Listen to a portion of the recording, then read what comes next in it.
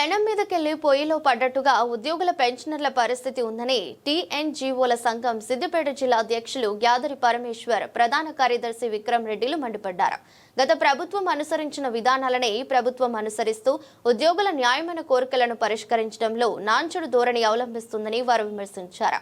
CPS విధానాన్ని రద్దు చేస్తూ పాత పెన్షన్ విధానాన్ని అమలు చేయాలంటూ సెప్టెంబర్ 1వ తేదీన రాష్ట్ర రాజధానిలోని లలిత కళాతోరణంలో టీజీ జాక్ ఆధ్వర్యంలో జంగ్ సరైన్ పేరుతో ఆందోళన చేపడుతున్నారు. ఉద్యోగులకు రావాల్సిన డిఏ ఏరియల్స్ ఇంక్రిమెంట్లు వంటి పలు డిమాండ్లను పరిష్కరించకపోతే అక్టోబర్ 12వ తేదీన హైదరాబాద్లోని ఎల్బీ స్టేడియంలో లక్షలాది మంది ఉద్యోగ పెన్షనర్లతో ప్రభుత్వానికి వ్యతిరేకంగా ఆందోళనకు దిగుతున్నామంటూ ప్రభుత్వాన్ని హెచ్చరించారు. ఇదే అంశంపై మా ప్రతినిధి రాజాబాబు మరింత సమాచారం అందిస్తారు. తెలంగాణ రాష్ట్రంలో కాంగ్రెస్ ప్రభుత్వం ఏర్పడి 20 నెలలు కావస్తున్న ఉద్యోగ, ఉపాధ్యాయ, కార్మిక, పెన్షనర్ల సమస్యలు ఎక్కడేసిన గొంగళ అక్కడగా ఉందని చెప్పేసి టీఎన్జీఓ సంఘం నాయకులు ఆరోపిస్తున్నారు. ఈ నేపథ్యంలో సెప్టెంబర్ 1న జంగు సైరన్కు TGJAC Telangana gazetted joint action committee పిలుపునిచ్చింది.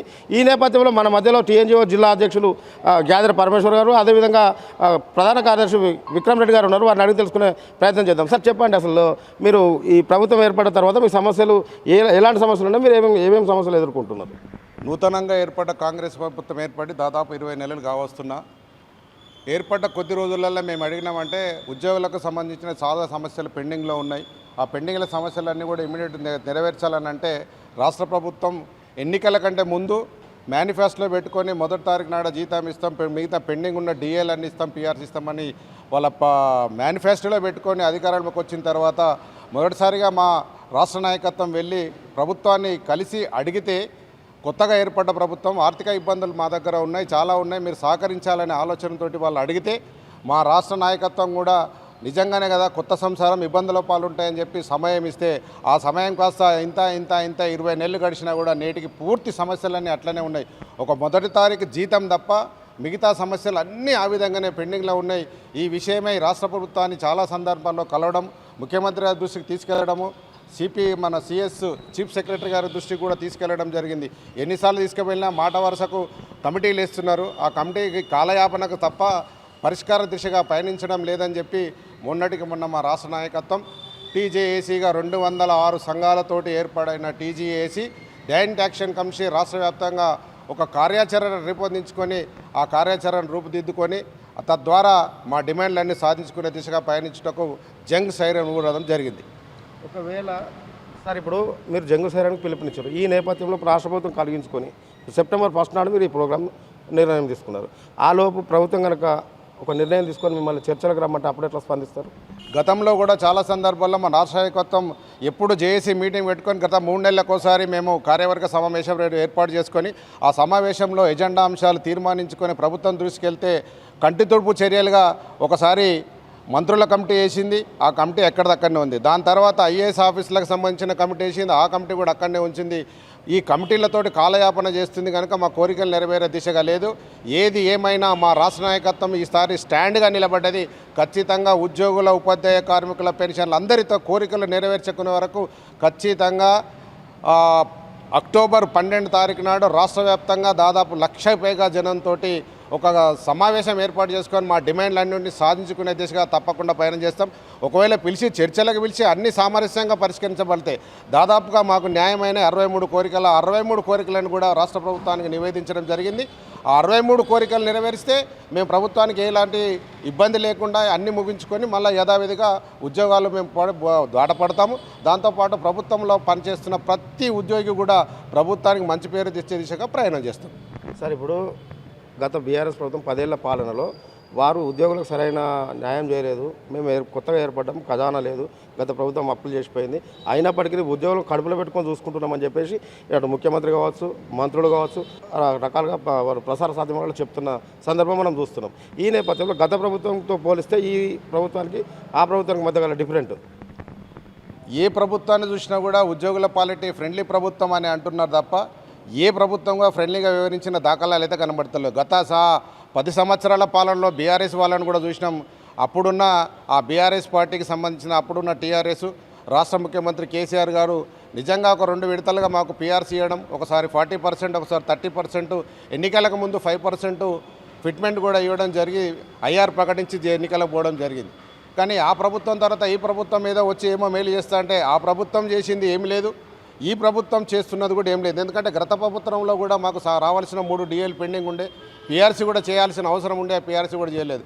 ఏ ప్రభుత్వాన్ని నమ్ముకున్నా ప్రభుత్వ ఉద్యోగులను ఒక వెట్టి చాకరీ కింద లేబర్ కింద ట్రీట్ చేసి పని చేపిస్తురే తప్ప ప్రభుత్వ ఉద్యోగులను ప్రభుత్వంలో పాలకులుగా లేకుంటే వాళ్ళ ఉద్యోగులు అంటే వాళ్ళ బాధ్యతను విస్మరించి పనిచేయకుండా మమ్మల్ని విస్మరించడమే జరుగుతుంది తప్ప ప్రజలకు ఓటర్లకు సంబంధించి ఓట్ల బ్యాంక్ కోసమే చూస్తున్నారు తప్ప ఉద్యోగులను రాష్ట్ర ప్రభుత్వంలో ప్రజలుగా గుర్తించడం లేదు ఏ ప్రభుత్వమైనా. మా పూర్తి డిమాండ్ ఏంటంటే మేము కూడా రాష్ట్రంలో ప్రజల మాదిరిగా మేము కూడా ప్రజలమే, అటు ఉద్యోగులమైనా కూడా రాష్ట్ర ప్రభుత్వంలో పనిచేస్తున్న ప్రభుత్వ ఉద్యోగులమే, అటు ఉద్యోగులైనా మాకు ఓటు హక్కు ఉంది, మేము కూడా ఓటు వేస్తున్నాం. మేము కూడా ఆ ఓటు ద్వారానే మొన్న జరిగిన దాంట్లో తీర్పు కూడా మీరు చూసే ఉంటారు. మమ్మల్ని కూడా ప్రజల మాదిరిగానే ఉద్యోగులను కూడా చూడాలని చెప్పి ప్రభుత్వాన్ని డిమాండ్ చేస్తున్నాం. సెంట్రల్ పెన్షన్ పే స్కీమ్ ఏదైతే ఉందో దాంట్లో మీరు దాని మీద మీ వైఖరి ఏంటి? సిపిఎస్ రాష్ట్ర ప్రభుత్వం ఎలక్షన్ పోయే కంటే ముందు కూడా వీళ్ళు ఏం చెప్పారంటే సిపిఎస్ను పూర్తి స్థాయిలో రద్దు చేస్తాం, ఖచ్చితంగా ఓపీఎస్ని తీసుకొస్తామని చెప్పి మేనిఫెస్టోలో పెట్టడం జరిగింది. దాని మీద ఇప్పటివరకు కనీసం ఒక స్టేట్మెంట్ కూడా లేని పరిస్థితి కనబడుతుంది. దాన్ని దృష్టిలో పెట్టుకునే రాష్ట్ర నాయకత్వం మా జేఏసీ సెప్టెంబర్ 1 తారీఖు నాడు హైదరాబాద్లో పబ్లిక్ గార్డెన్ ఓపెన్ లలిత కళా తోరణంలో ఒక పెద్ద ఎత్తున సమావేశం ఏర్పాటు చేస్తుంది. రాష్ట్ర ప్రభుత్వానికి అటు కేంద్ర ప్రభుత్వానికి నిరసన తెలిపే విధంగా అక్కడ మన అన్ని జిల్లాల నుంచి కూడా ఉద్యోగోపాధ్యాయ కార్మికులు పెన్షనర్లు అందరం కూడా ఈ సిపిఎస్ను రద్దు చేయాలి, ఓపీఎస్ను సాధించుకోవాలి దిశగా మేము మొట్టమొదటి మీటింగ్ ఏర్పాటు చేస్తున్నాం. ఆ మీటింగ్ ఇక్కడ సిపిఎస్ను రద్దు చేయాలి, ఓపీఎస్ను అమలు చేయాలంటారు. ఓపీఎస్కు సిపిఎస్కు మధ్య డిఫరెంట్ ఏంటి? దీనివల్ల జరిగే నష్టం ఏంటి, దానివల్ల జరిగే మీకు లాభం ఏంటి? చిన్న ఉదాహరణ మేము ప్రెస్ రిపోర్టర్ల ద్వారా మీడియా ద్వారా మేము ప్రజలకు తెలియజేయాల్సింది ఏమనుకుంటున్నామంటే ఒక రాష్ట్ర ప్రభుత్వ ఉద్యోగి దాదాపు 30 సంవత్సరాల నుంచి 35 లేదా 38 సంవత్సరాలు 40 సంవత్సరాలు సర్వీస్ చేస్తే వాళ్ళకి పెన్షన్ లేని పరిస్థితి ఉంటే ప్రభుత్వాన్ని పాలిస్తున్నటువంటి పాలకులు ఒక 5 ఏళ్ళు ఎమ్మెల్యేగా పనిచేసినా, ఒక 5 ఏళ్ళు ఎంపీగా పనిచేసినా, ఎన్నిసార్లు ఎమ్మెల్యేగా చేస్తే ఎన్నిసార్లు ఎంపీగా చేస్తే వాళ్ళు పెన్షన్ తీసుకుంటారు. 5 ఏళ్ళు పనిచేసిన వాళ్ళకి ఒక పెన్షన్ ఇస్తారు. 30 సంవత్సరాల నుంచి 40 సంవత్సరాల సర్వీస్ చేసి ప్రజలకు అన్ని సౌకర్యాలు ఏర్పాటు చేసిన ఉద్యోగికి బాధ్యతలు నిర్వహిస్తే మాకు పెన్షన్ లేకపోవడం చాలా బాధాకరమైన విషయం. ఖచ్చితంగా 30 సంవత్సరాలు అన్నీ వదులుకొని సర్వీస్ చేసిన ఉద్యోగికి పెన్షన్ అనేది మా హక్కు. అది ఆ హక్కును సాధించుకునే దిశగా ఖచ్చితంగా పోతాం. ఆ పెన్షన్ ఖచ్చితంగా రావాల్సిందే. సార్ చివరిగా మనతో పాటు జిల్లా ప్రధాన కార్యదర్శి విక్రమ్ రెడ్డి ఉన్నారు. సార్ చెప్పండి, ఫస్ట్ నాడు బస్సు యాత్ర అంటారు, జంగుసైరం కోసం బస్సు యాత్ర అంటారు. సిద్దిపేట జిల్లా వ్యాప్తంగా ఎంతమందిని ఎట్లా తరలిస్తారు? ఖచ్చితంగా కూడా రాష్ట్ర ప్రభుత్వం అవలంబిస్తున్నటువంటి ఉద్యోగ వ్యతిరేక విధానాల పట్ల టీజేఏసీ తీసుకున్నటువంటి నిర్ణయం మేరకు సెప్టెంబర్ 1 అంటే అది విద్రోహ దినంగా మేము ప్రకటిస్తూ ఉన్నాం. ఎందుకంటే సిపిఎస్ విధానం పట్ల అటు ఉన్నటువంటి యూపీఏ ప్రభుత్వం కానీ ఇప్పుడు ఉన్నటువంటి ఎన్డీఏ ప్రభుత్వాలు కానీ ఒకరేమో సిపిఎస్ విధానాన్ని అమలు చేయాలని తీసుకొస్తే ఇంకోరు ఏకంగా చట్టమే చేసినట్టు పిఎఫ్ఆర్డీఏ పేరు మీద చట్టం తీసినటువంటి పరిస్థితి. ఈరోజు మేము అందరం కూడా చెప్పేది ఏంటంటే రాజకీయ నాయకులు 5 ఏళ్ళు పరిపాలిస్తేనే ఈరోజు వాళ్ళందరికీ కూడా ఎన్నిసార్లు ఉంటే అన్నిసార్లు, అలాగే వాళ్ళు ఎన్నిసార్లు ఎమ్మెల్యే ఎలక్ట్ అయినా ఎంపీ ఎలక్ట్ అయినా పెన్షన్లు ఉన్నాయి. 5 ఏళ్ల పాటు రాష్ట్ర ప్రభుత్వానికి, రాష్ట్ర ఉద్యోగులకు మరియు రాష్ట్ర ప్రజలకు సేవ చేస్తేనే మీకు పెన్షన్ ఉన్నప్పుడు 35-36 సంవత్సరాల పాటు ప్రభుత్వ ఉద్యోగం చేసినటువంటి ఉద్యోగులకు మీ పెన్షన్ తీసినటువంటి హక్కు మీకు ఎవరిచ్చారు? మేము అనేది ఏంటంటే 35 సంవత్సరాలు 40 సంవత్సరాలు సేవ చేసినటువంటి ఒక ప్రభుత్వ ఉద్యోగికి పెన్షన్ అనేది హక్కుగా ఉండాలి. ఖచ్చితంగా ఆ హక్కును మీరు ఎప్పుడు కూడా అట్లే ఉంచాలని చెప్పేసి కోరుతా ఉన్నాం. ఎందుకంటే రాష్ట్ర ప్రభుత్వం చేసినటువంటి చాలా వరకు ఉన్నటువంటి పథకాలు కానీ, లేకపోతే రాష్ట్ర ప్రభుత్వం ప్రవేశపెడుతున్నటువంటి పథకాలు కానీ, రాష్ట్ర ప్రభుత్వం అవలంబిస్తున్న ప్రతి విషయాన్ని కూడా మేము అందరికీ ప్రజలలో తీసుకువెళ్ళి ప్రజలకు ఏదైతే చేస్తాం. పాలకులు ఎవరైనా సరే, ప్రభుత్వాలు మారినా పాలకులు మారినా ప్రభుత్వ ఉద్యోగుల పెన్షన్ల సమస్యలు మాత్రం ఎక్కడేసిన గొంగళ అక్కడనే మాదిరిగా ఉంది. దీన్ని బట్టి మేము ఒకటే చెప్పదలుచుకుంటున్నాం, సిపిఎస్ విధానాన్ని ఖచ్చితంగా రద్దు చేయాలి. రెండోది, ప్రభుత్వ ఉద్యోగులు కావచ్చు, పెన్షనర్లు కావచ్చు, ఎదుర్కొంటున్న సమస్యలు ఏవైతే ఉన్నాయో వాళ్ళకు రావాల్సిన ఇంక్రిమెంట్స్ కానీ, ప్రమోషన్లు కానీ, ఏరియర్స్ కానీ ఏవైతే ఉన్నాయో త్వరితగతిన వాటిని మాకు అందించాలి. మాకు సంబంధించిన డబ్బులనే మాకు ఏమంటున్నాము, అదనంగా మేము గవర్నమెంట్ దగ్గర ఏమీ అడుగుతలేము. మేము పనిచేసినాం, ప్రభుత్వం ప్రవేశపెట్టిన పథకాలు ఏవైతే ఉన్నాయో వాటిని ఎప్పటికప్పుడు ప్రజలకు అందిస్తూ ప్రజలకు ప్రభుత్వానికి మధ్య వారధిగా ఉంటూ మేము పనిచేస్తున్నాం. కాబట్టి మాకు సంబంధించినంత వరకు మమ్మల్ని ఇబ్బంది పెట్టడం ప్రభుత్వాలకు మంచిది కాదు.